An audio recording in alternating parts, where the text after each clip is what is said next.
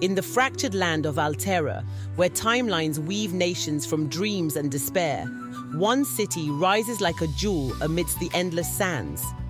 The oasis of Jasara. Its canals shimmer like veins of silver, winding through lush gardens fed by the glowing sacred spring. The spring song resonates like the heartbeat of the land itself. At Jasara's center stands Delilah, the city's guardian. Her gifts, as wondrous as they are unsettling, breathe life into the barren sands, transforming them into abundance. Her power, so vital to their survival, whispers of something far greater. As shadows lengthen over Jasara's paradise, an unseen storm gathers in the distance. Dawn spills across Jasara, painting the sacred spring in hues of gold and silver. Delilah kneels beside its glowing waters, her fingers brushing the damp earth as a soft fragrance fills the air. Vines coil to her command, unfurling vibrant blooms of purple and gold. The display, effortless to those watching, hides the strain beneath her calm exterior. The magic is never steady, it never is. From the garden's edge, citizens gather. Some whisper in awe, others clasp their hands in silent reverence. A young girl steps forward, her small hands clutching a basket of dates. Nekbar, Liana Delilah, she says, her voice trembling with a mix of fear and admiration. Delilah smiles softly, accepting the gift. Vel Marineth nor Felka, she replies in their native tongue of Ceylon, her voice a soothing melody. She cradles the basket like a treasure. Your family has done well this season. The admiration of the people fills her with quiet pride, though their expectations press heavily on her shoulders. They see the blooms, the beauty, but do they see her? Her gaze shifts to the council elders lingering beyond the garden. Their eyes, sharp with scrutiny, follow her every move. A whisper escapes her lips, carried away by the breeze. They fear you, and they should. Despite her doubts, the murmurs of the crowd anchor her. She stands, drawing on their awe like a mantle of strength. Whatever unease stirs within her, she will wear the role they've given her. The air was heavy with the scent of sun-scorched earth as Delilah moved through Jasara's bustling marketplace. Merchants called out, their voices a chorus of bartering and laughter. Yet amid the lively hum, her attention was drawn to a cluster of farmers near a dried-out fountain. Their faces, worn and hollow, carried the weight of desperation. A woman knelt at the center of the group, cradling brittle stalks of wheat in her hands. The sacred spring's grace denied our fields. We rationed each grain, but the crops still wither. Sought the council, but their doors remains closed to us. We wouldn't have burdened you, so forgive us, Liana Delilah, for urging your hands. We are adrift with no other harbor. Show me your fields. The woman nodded and led her toward the outskirts of the city. As the sun dipped low, Delilah stood among rows of cracked earth and shriveled plants. Her chest tightened at the sight. This wasn't just a failing crop, it was the lifeblood of families. You'll have water by morning. I promise you.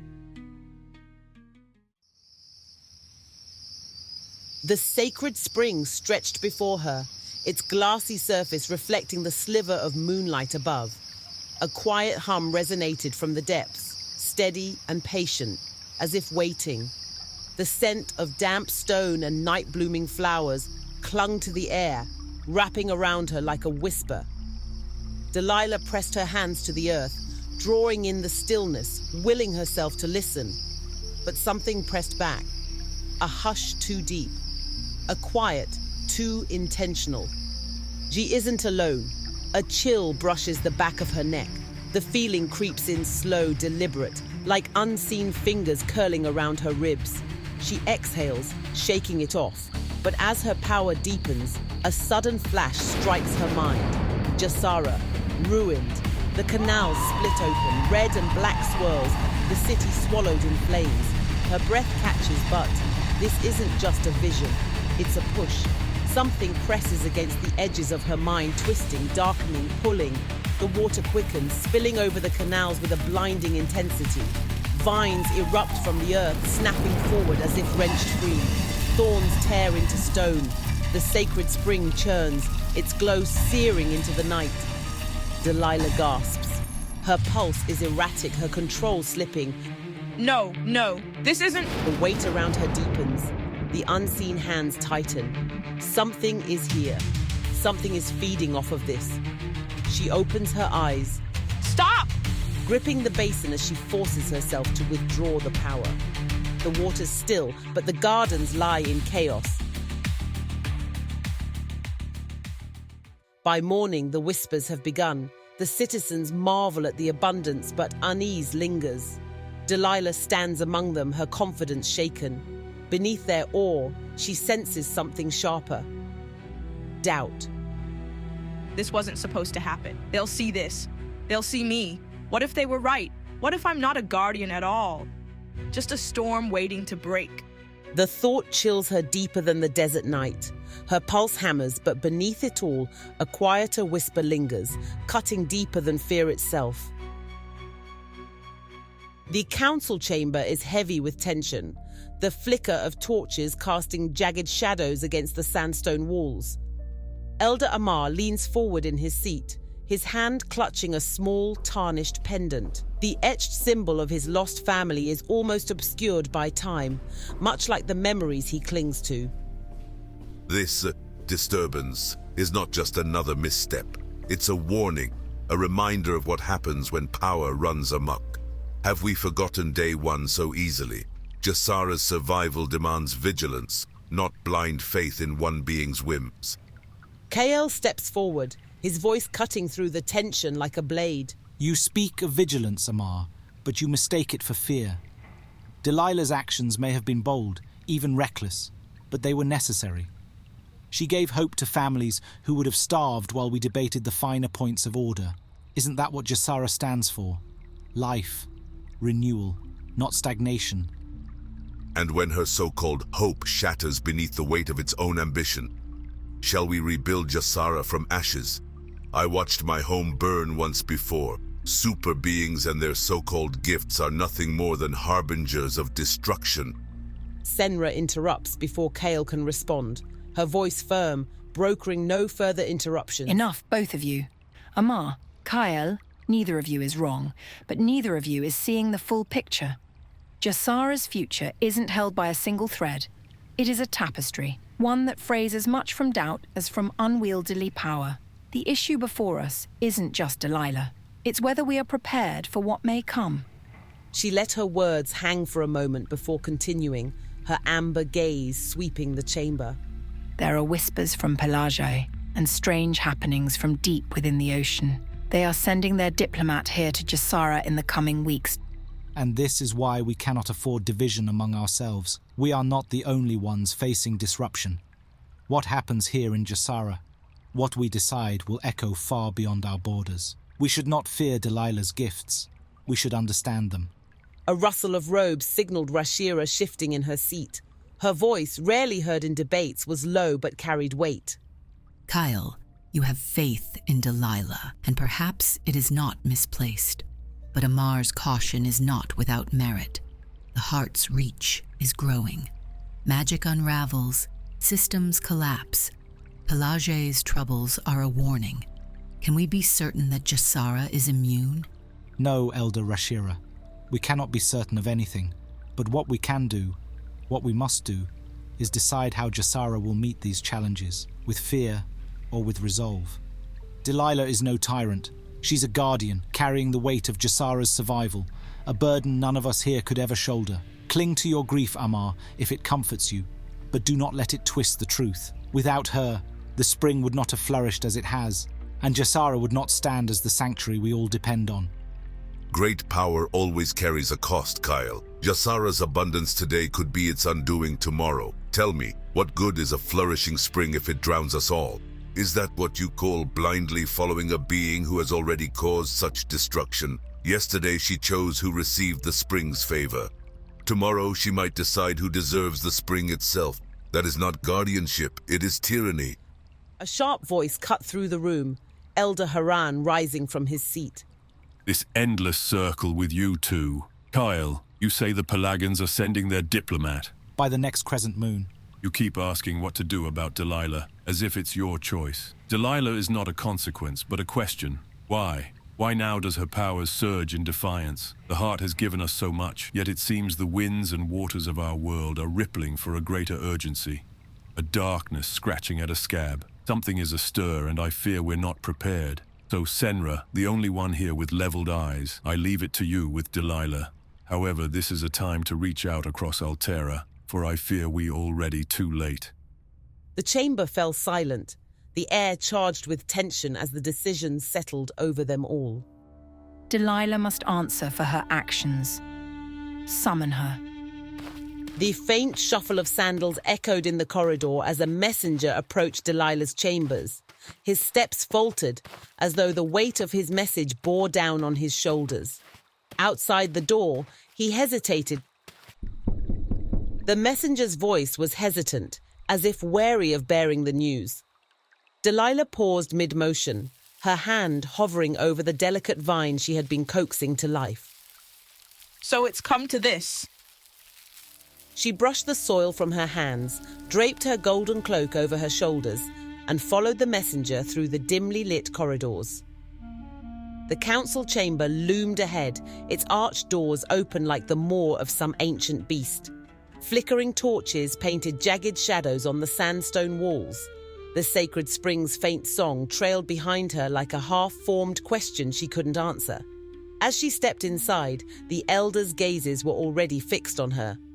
Amar's was the sharpest, his expression betraying little except the weight of his disapproval. You honor us with your presence. Let's not pretend this is a formality. You've already made your judgments. So summon me to the fire and demand I explain the heat. Delilah, this is no attack. We are here because the balance of the sacred spring, our lifeblood, has been strained. You must see that. The spring is strained because I dared to guide its waters to save our people? I may have bent its flow, but the spring chooses to give as much as it takes. You call it guidance, but even a light touch can tip the scales. The spring is not a tool to be wielded. It is a force older and greater than all of us. You speak of the spring as though I've enslaved it. I have done nothing it did not permit. And yet the gardens overflow, vines tear through stone, the spring churns where once it was still. That is not the behavior of harmony, Delilah. You blame her for everything that's happened, but none of you dare to step forward and act yourselves. You fear the spring, and you fear her. Because she dares to do what you will not, she risks everything to protect Jasara. The spring's power is not yours to command. You know this, and yet you wield it. Even if your intent was noble, do you not see how dangerous that has become? Yes, but if I am guilty of anything, it is of listening when it calls. When it hums of need, I act. Day one should have taught us what happens when we place our faith in super beings. We are mortals, Delilah. Mortals who survive because we respect the forces greater than us. Your actions gamble with that survival. Only to those who have lost the battle with inaction. Well, this is not a trial, Delilah. However, we must make a decision about the threat you pose for the good of Jasara. You are confined to the temple grounds until the council decides on the next steps. No contact with the spring until we've reached a resolution. Delilah's gaze swept across the faces of the elders. Some met her eyes with sympathy, others with suspicion. But it was Amar's expression, a cold mask of triumph that lingered in her mind as she turned and left the chamber.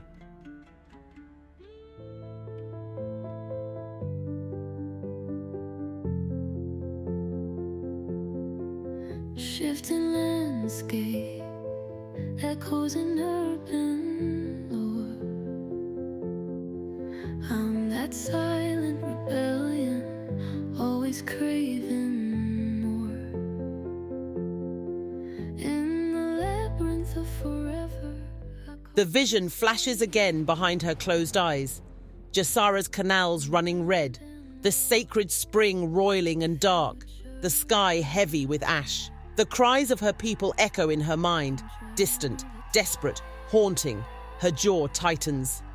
How did I get here? What was that vision? Was it real? Amar, Kale, even Senra. They speak of power like it's something you wield, a tool, a threat. But that's not what it is. Power isn't a gift, it's a debt. I have spent my life giving, pulling life from the sand, shaping it into something they can hold. And still they look at me like I am the spring itself. Something to be drawn from, emptied, used. And now they say I've taken too much, as if they haven't been drinking from my hands since the moment I could shape the earth. And what if they're right? Am I really that dangerous? The council chamber was still, the silence heavier than the decision itself.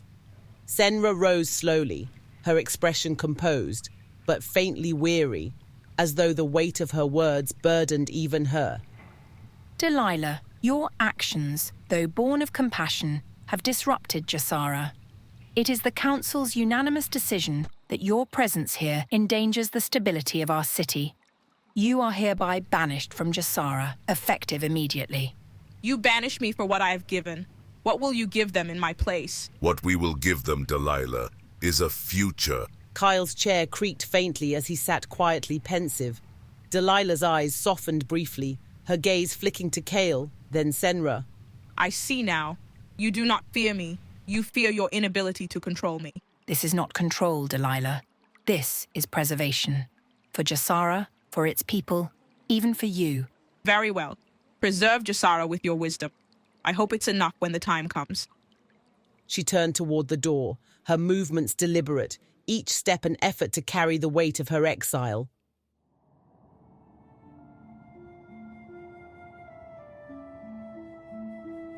The sun hangs low, casting Jasara in a golden glow as Delilah steps out of the council chamber, her heels echoing against the sandstone streets.